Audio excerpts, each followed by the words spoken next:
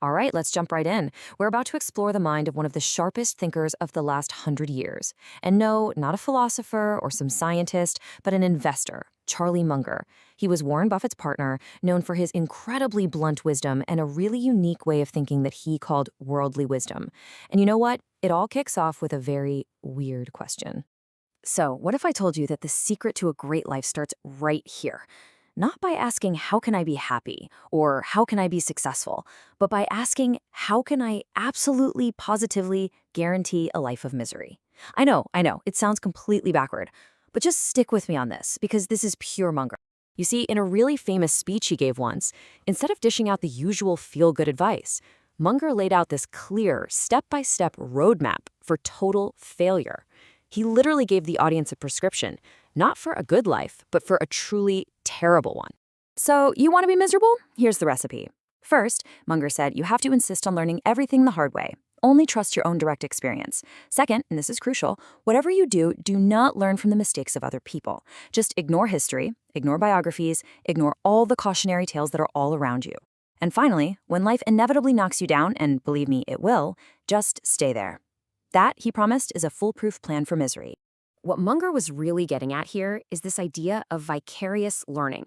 He saw that most of the dumb stuff people do, the drunk driving, the foolish business decisions, getting swept up in crowd madness, it's all incredibly unoriginal. People make the exact same mistakes over and over and over again. So to ignore that huge library of human error, he said, is basically to actively choose to fail. But here's the twist. Munger wasn't actually trying to make everyone miserable. Of course not. He was teaching one of his most powerful mental tools, a concept he picked up from a brilliant algebraist named Carl Jacobi, who had this famous saying, invert, always invert. Inversion is, well, it's a game changer. It's such a powerful shift in how you see things. Instead of aiming straight for your goal, you start by listing all the things you absolutely want to avoid. So if you want to be a great investor, first you figure out what all the terrible investors do, and then you just don't do any of that stuff. It's like clearing all the traps off the path before you even take your first step. And this just illustrates the idea perfectly. Think of it like this. Let's say you have a map of a dangerous forest. Now, knowing where your destination is, that's good. But knowing where all the cliffs, the quicksand, and the bear dens are, that's arguably way more important. By just avoiding the stuff that guarantees failure, you automatically boost your odds of success. It's that simple. So, how do we build on this? I mean, avoiding failure isn't just one neat trick. Munger was convinced you need a whole toolbox of mental models to really get what he called worldly wisdom.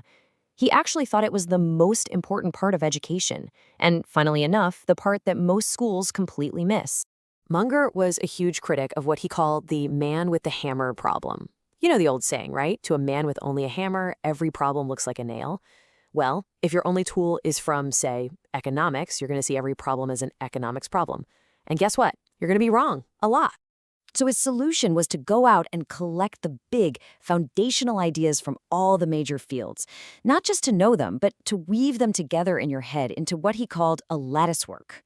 So for instance, to really understand why a business is failing, you wouldn't just look at the numbers. No, you'd also think about the psychological biases of the CEO and the feedback loops from physics that can make a tiny problem spiral into a total disaster. You just get a much, much clearer picture of reality that way. Okay, so what does this toolkit actually look like in practice? Because this isn't just some abstract theory. Let's look at a couple of Munger's favorite, most used mental models to see how they actually help us avoid really common and often really expensive mistakes. Okay, this first tool is all about intellectual humility. It's not about how smart you are or how much you know. It's about being brutally, painfully honest about what you don't know. Munger always said that the size of your circle isn't what's important. But knowing exactly where the edge is, that is absolutely vital. And Munger had this great story to explain it. The famous physicist Max Planck used to travel all over Germany giving the same lecture.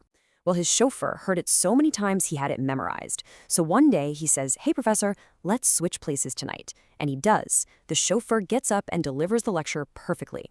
But then a physicist in the audience asks a super technical question. And the chauffeur, without even blinking, says, "I'm surprised that in an advanced city like this, I am asked such a simple question. I'm going to ask my chauffeur to answer it." You see? He knew the words, but he didn't have the understanding. He was way outside his circle. Now, this next tool, this might have been Munger's absolute favorite. He called it an incentive superpower. He truly believed that if you understand what motivates people, what their incentives are, you understand the single most powerful force in all of human behavior. It's the bias that makes a financial advisor recommend a product that gives them the highest commission, while genuinely believing it's also the best one for you. Let's look at how this plays out in the real world. So, FedEx was having a terrible time getting its planes loaded on schedule during the critical late-night shift. They tried everything. More managers, motivational speeches, nothing worked. Then someone had a brilliant idea.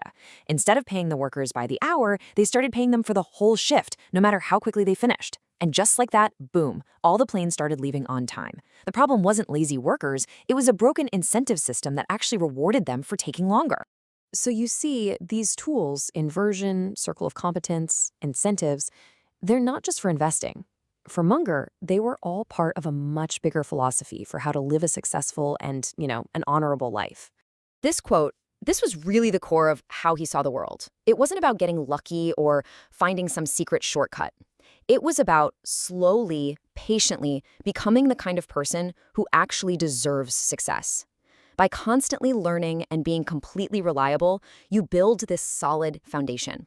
And over a long enough time, the world tends to notice and reward that. As he used to say, the best way to get a good spouse is to deserve one. And look, he was a total realist. He knew life could be, as he put it, brutally hard. His advice for dealing with it was so practical and so stoic. First, don't expect life to be easy. Second, find the humor in how absurd it all is. And third, build a strong support system. Simple, right? But so powerful. So to bring this all back home, let's use Munger's own method on ourselves. Instead of asking what you're going to achieve today, let's invert the question. What's one common error, one dumb mistake, one piece of foolishness that you can spot and consciously decide to avoid just for today? Because that right there is the first step on the path to worldly wisdom.